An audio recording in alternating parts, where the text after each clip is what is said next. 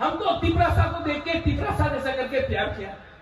अगर हमारा ही पीठ में छुरी मार देगा, हमें को धोखा दे देगा, तो फायदा किसको होगा मेरे भाई, मेरे दोस्त?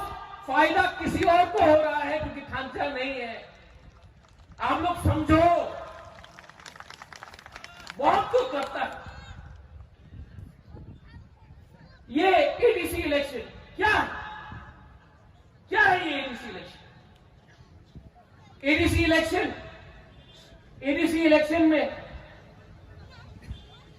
ये एडीसी इलेक्शन में अगर तिपरा मोथा और हम लोग का आईएनपीटी और दूसरा पार्टी लोग एक नहीं हुआ, जिसके साथ अलायंस हुआ है, जो यहां में नहीं है उनके साथ हम लोग एक नहीं हुआ, तो 2026 में सेंस डिलिमिटेशन होगा और यहां में हम लोग का बहुत लोग जो एक टाइम 90 था, 80 हुआ, 70 हुआ, 50% हुआ, 40 हुआ, आज 30 है। हम आपको बोल रहे हैं 5 साल 10 साल के बाद हम लोग खत्म हो जाएगा।